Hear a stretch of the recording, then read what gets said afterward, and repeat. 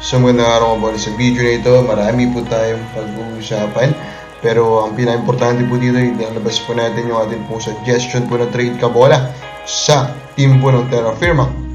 Kung hindi pa na-subscribe, pakapindot naman po yung subscription button. Una na po, pag-usapan natin itong miraculous comeback ni Roger Pugoy Kabola na dapat daw around 6 to more months po dapat siyang mawawala kabola, pero in less than 6 months nakabalik na po siya, and actually TNT badly needs him. Pero tingnan natin kasi yung condition niya po kabola, may chance yan, nasa palagay ko na bumalik kabola. So we hope of course na talagang tuloy na po siyang gumaling, and of course TNT badly needs him.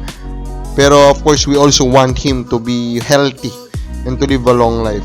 Speaking of TNT, of course, chumamba sila kabola in grabbing Kim Aurin. Andun nga, nalaman natin yung kwento kabola, kung paano po napunta si TNT itong si Kim Aurin. Na of course, Ginebra po yung nagbigay po sa kanya ng shot sa PBA through 3x3, and then they grab him the third round. Pero unfortunately, si Kim Aurin, nagkaroon natin ng issue sa injury kabola at ayaw siyang bigyan po ng spot in the 5x5 ng Ginebra, kaya daw itong TNT po ang nagbigay po sa kanya ng opportunity na yon, and of course we just saw him take advantage of that kabola. So respect to him.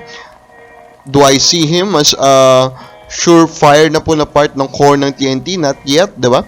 Needs to do that for at least one conference, diba, para masabi natin yan, kasi guard position po siya, scoring pa yung kanyang main po na selling point, and of course marami na pong ganyan na klase po ng guardia. Dapat bang magsisi po ang Ginebra? In a way, yes, kasi in a way, if you look at their lineup, medyo iyan yung need nila kabola especially siguro sa Philippine Cup, although of course nandyan na po si Maverick Hanmisi. Now Justin Balsasar naman po, excited daw na magkaroon po ng mga ex-NBA player kabola na mga kasama. I hope he learns a lot from them, and malamang gusto din po na converge na dami po siyang matutunan mula sa mga ito kabola para sulit yung bayad. And of course they are hoping that they can succeed kabola in this voyage into the down part of the standings kabola, just to have an opportunity to get him. Now here are our trade suggestions. Unahin natin Terra Firma. For me, it will be Terra Firma 2024 first for Deshaun Winston and Cheo Hamboat. So ang gagawin po dito ng Terra Firma kabola, i-maximize nila kabola yung naratibo na palagi silang nasa bottom, diba? So for me, of course, when I look at Terra Firma, alam naman natin kung ano talaga yung sitwasyon nila.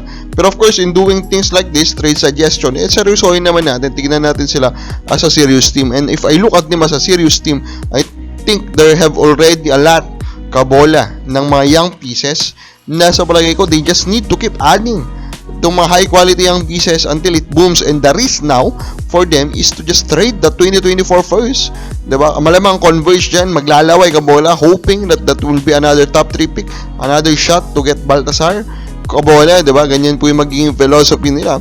On the other hand, Terra Firma will just grab Deshaun Winston, who fall in the drop kabola, and then Amboat, who I think is still an underrated prospect, diba? So I think this will be a win-win exchange between the two squads kabola.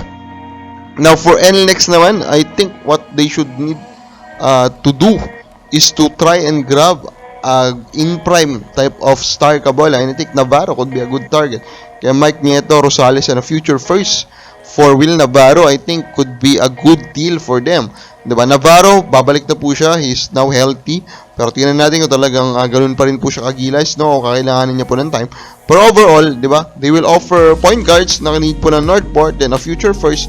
I think quantity for quality trade po ito on this part of NLEX, who is good in finding this quality rookie naman kabola. So I think giving up point guards and knowing the supply of point guards will be fine for them. Then they will get Navarro kabola, and they will have a good core of Bolic, Alas, Valdez, Navarro, and Roser, and I think that could be a very special core. Kabola sa plugin mo, diba yung tamang trade po sa dalawang teams na ito? Comment lang po sa baba.